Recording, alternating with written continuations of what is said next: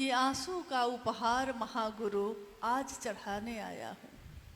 आंसू जो मेरी आंखों में है, महागुरु महादेव, मैं वो आंसू लेकर आपके पास आया हूँ, क्योंकि मेरे पास अब कुछ भी नहीं। इस जगत में जो चीज़ें होती हैं मेरे पास नहीं है अब ये, तो मैं क्या लेकर आया हूँ आपको।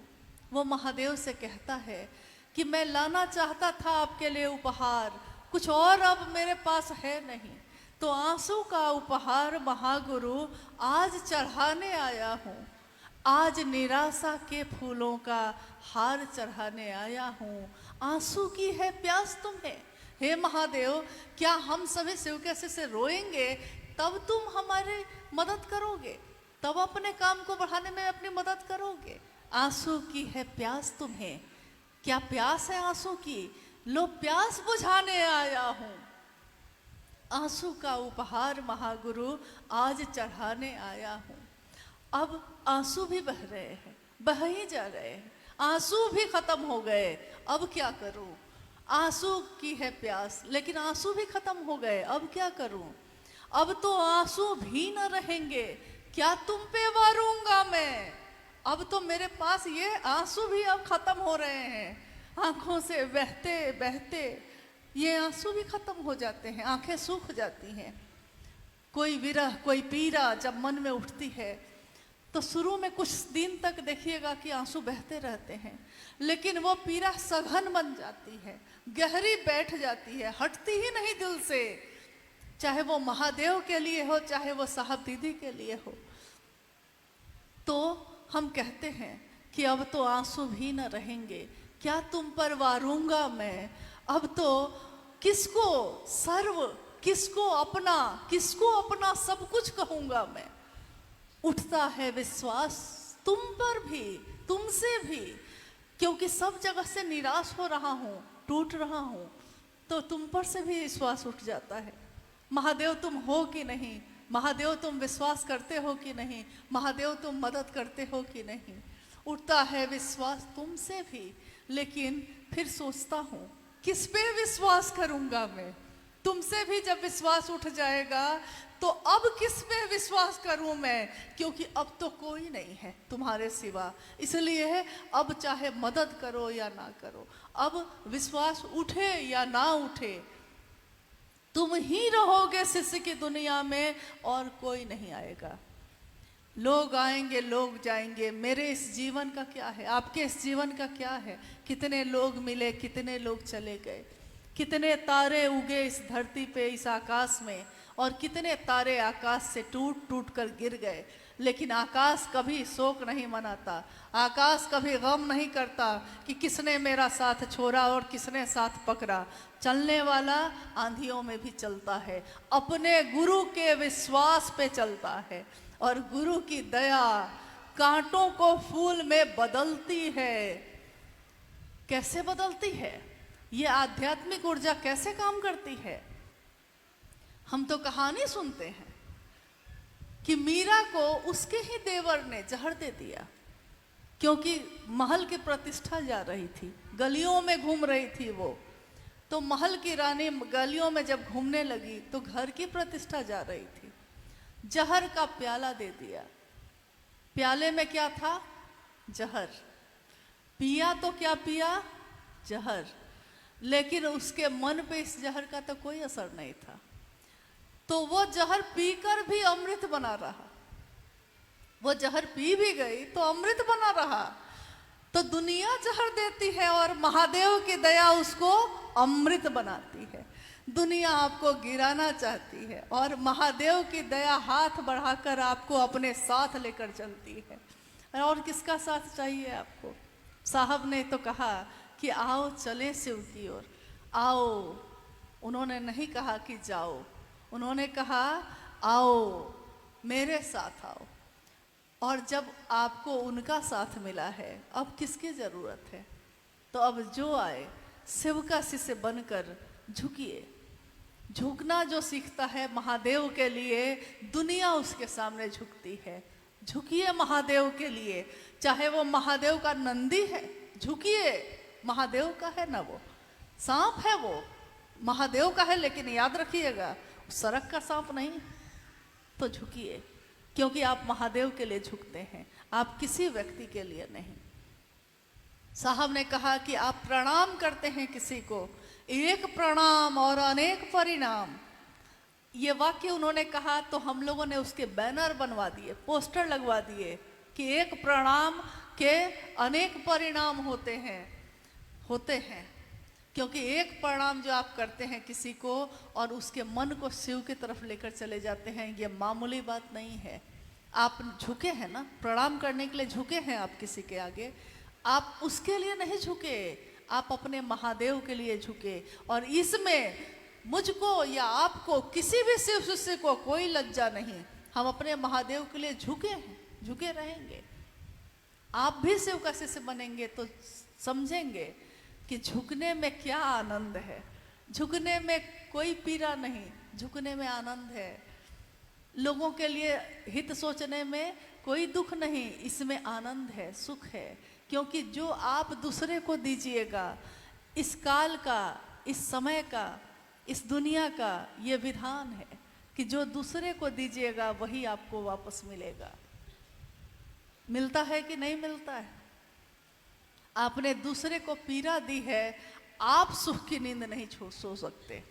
आपने दूसरे को सुख दिया है, आप सुख की नींद आपको नसीब है। आप जिस दिन सुबह से रात तक के अपने जीवन को देखिए, उस जीवन में अगर आपने किसी की मदद की है बिना सोचे हुए, किसी की इतनी सी मदद, थोड़ी सी, आपने देखा है कि कोई वृद्ध आदमी सड़क के किनारे खड़ा है और रास्ता पार करना चाहता है, बस इतनी ही मदद की है आपने उसकी। आप बड़े हैं, आपने उसका हाथ पकड़ा है और कहा कि बाबा चलिए मैं पार करा देता हूँ, और आप उसके साथ रास्ता पार करा देते हैं उसको। वो चला गया, 10 कदम ही तो आप उसकी मदद किए थे, 10 कदम ही तो चले थे उसके साथ, लेकिन उस दिन का पूरा दिन आपका आनंद में बीतता है। आनंद सुख से भी जो बढ़ के है। सुख है तो दुख आ सकता है, आनंद हो तो न सुख आता का पता चलता है न दुख का, कुछ पता नहीं चलता। यानी और किसी को आपने अपशब्द बोल दिए हैं, हो सकता है उसका दोष हो सकता है उसका दोष ना हो। किसी को आपने नीचा दिखा दिया है, किसी को आपने रूखा बोला है। आप कहिए, आप सोचिए, क्या उस दिन आपका मन चैन में है? आप सुखी हो गए ऐसा करके? आपके मन में, आपके जीवन में आनंद आया? नहीं आया ना? तो क्यों इस फेरा में पड़े हैं हम लोग? महादेव दीजिएगा तो महादेव मिलेंगे, ये तो साहब ने कहा। दूसरों को शिव का शिष्य बनाओगे तो खुद शिव का शिष्य बनोगे, ये तो साहब ने कहा। और उनकी बात में ताकत है। ये शिव की शक्तियों की बात जो हम कह रहे हैं, उस इच्छा में, उस सोच में ताकत है। जो उस सोच के साथ जुड़ेगा, चलेगा, उसको ताकत, उसको सामर्थ्य उसके गुरु ही देते हैं, क्योंकि उस बात में ताकत है। करके तो देखिए, गुरु के वाक्य में ताकत होती है और किसी चीज में नहीं। करके तो देखिए।